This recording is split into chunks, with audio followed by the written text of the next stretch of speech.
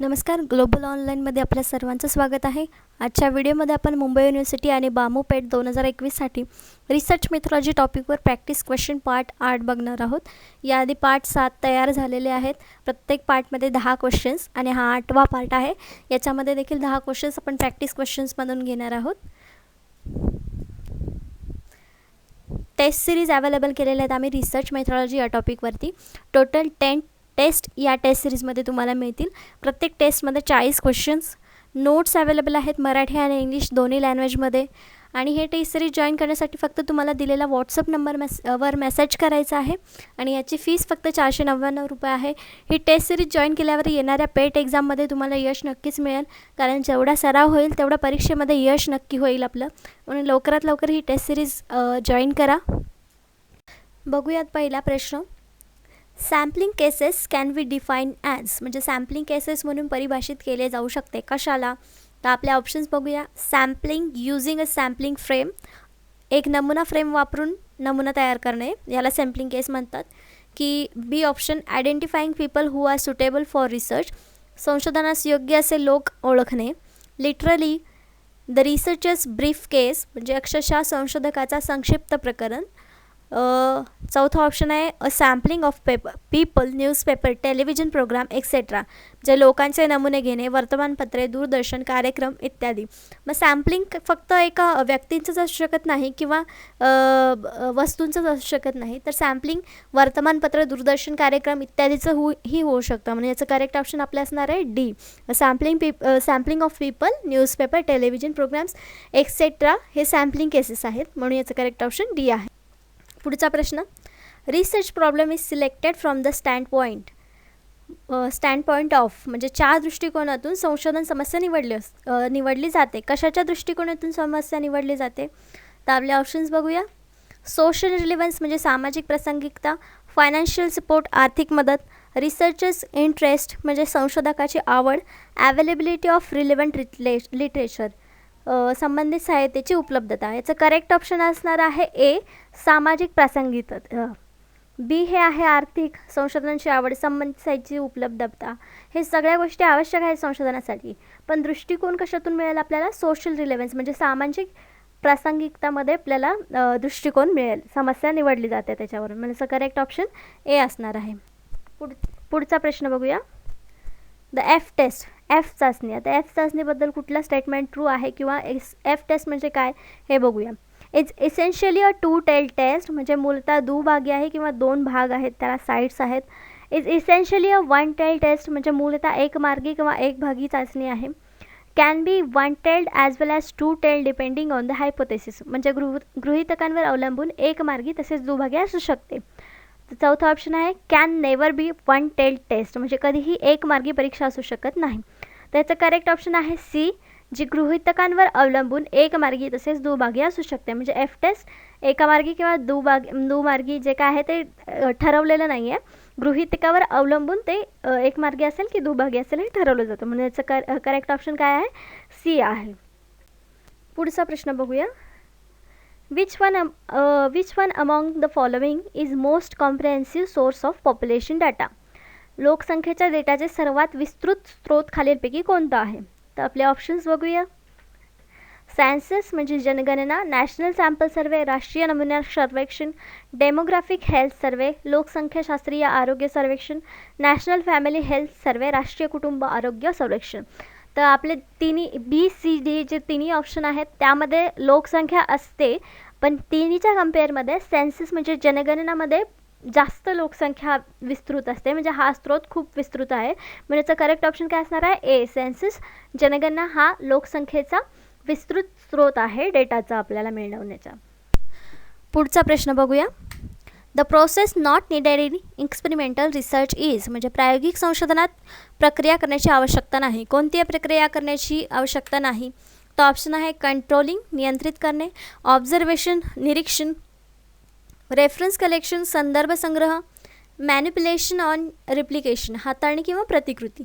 त्याचं correct option असणार आहे बी, ऑब्झर्वेशन. प्रयोग करायचा म्हटलं आपल्याला ऑब्झर्वेशन करावं लागेल की ही प्रोसेस काय होती वगैरे.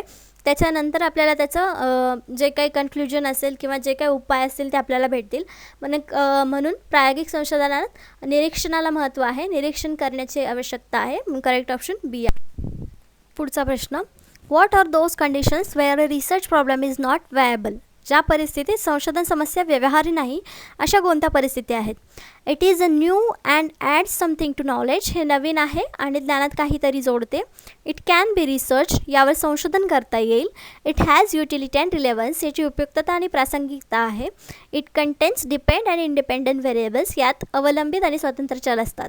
तर हे 4 जे ऑप्शन आहेत वरच्या 3 ऑप्शनमध्ये परिस्थिती समस्या निवडण्याची परिस्थिती आहे. याच्यामध्ये आपण समस्या निवडू शकतो किंवा आपल्या संशोधनासाठी समस्या निश्चित होऊ शकते. पण जे अवलंबित आणि स्वतंत्र चल असतात या परिस्थितीमध्ये समस्या व्यवहार्य ठरत नाही. म्हणून याचं करेक्ट ऑप्शन डी असणार आहे. It contains depend and independent variables. पुढचा प्रश्न, how can we enhance the research objective. म्हणजे आपण संशोधनाचे उद्दिष्ट कसे वाढवू शकतो. तर आपले ऑप्शन्स आहेत by making it more valid, अधिक वैध करून. By making it more reliable, अधिक विश्वासार्ह बनून. By making it more imperial, अधिक निपक्ष बनवून. All of the above. याचं करेक्ट ऑप्शन असणार आहे डी ऑफकोर्स. कारण हे तिन्ही जे विषय आहेत त्याच्यावरून आपण तिन्ही जे ऑप्शन आहेत त्याच्यावरून आपलं उद्दिष्ट वाढवू शकतो. वैद्य, विश्वासार्ह, निपक्ष असेल संशोधन तेव्हाच ते लोकांना उपयोगी होतं किंवा चांगला निष्कर्ष निघतो आणि त्याचा उपयोग व्यवहारामध्ये होतो. म्हणून याचं करेक्ट ऑप्शन आहे the all of the above. पुढचा प्रश्न, action research can be understood as. म्हणजे कृती संशोधन टिंबटिंब म्हणून समजू शकते. आपले ऑप्शन्स आहेत अ लॉन्जिट्यूड रिसर्च, एक रेखांशाचं संशोधन. अन अप्लाइड रिसर्च, एक लागू संशोधन. A kind of research being carried out to solve a specific problem. म्हणजे विशिष्ट समस्येचे निराकरण करण्यासाठी एक प्रकारचे संशोधन केले जाते. All of the above. याचं करेक्ट ऑप्शन आहे सी, विशिष्ट समस्येचे निराकरण करण्यासाठी एक प्रकारचे संशोधन केले जाते. याला ॲक्शन रिसर्च म्हणतात. बरोबर आहे ना. म्हणजे एखाद्या समस्येवर ॲक्शन घ्यायची आपल्याला किंवा उपाय करायचा आहे, निवडायचा आहे किंवा द्यायचा आहे तेव्हा ते ॲक्शन रिसर्चमध्ये जातं. म्हणजे याचं करेक्ट ऑप्शन सी आहे.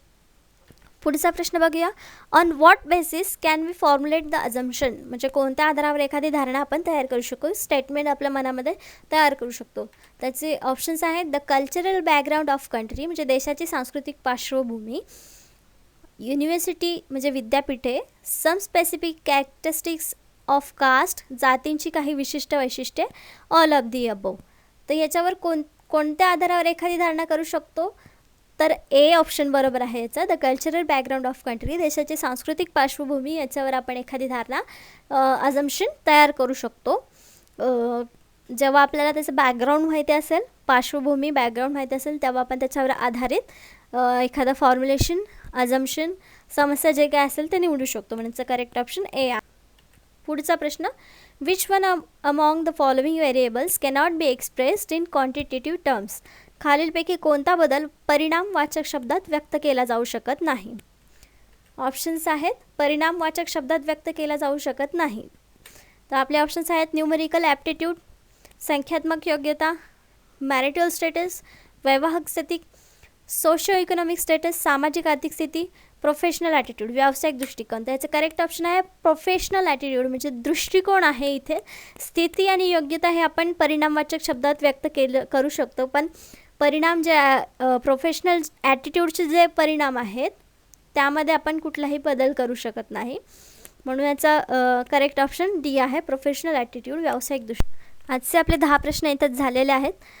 महाराष्ट्र सेट 2021साठी प्रिपेअर करणाऱ्या स्टुडंट्ससाठी एक चांगली गोष्ट अशी आहे की आम्ही टेस्ट सिरीज अवेलेबल केलेली आहे महाराष्ट्र सेट 2021साठी, ज्यामध्ये तुम्हाला एकूण 60 टेस्ट मिळणार आहेत. फुल सिलेबस नोट्स मराठी लँग्वेजमध्ये तुम्हाला उपलब्ध होणार आहेत. टेस्ट सिरीजमध्ये तुम्हाला एकूण 60 टेस्ट अशा प्रकारे दिले जाणार आहेत की पर युनिटवर 2 टेस्ट, अशा 20 टेस्ट.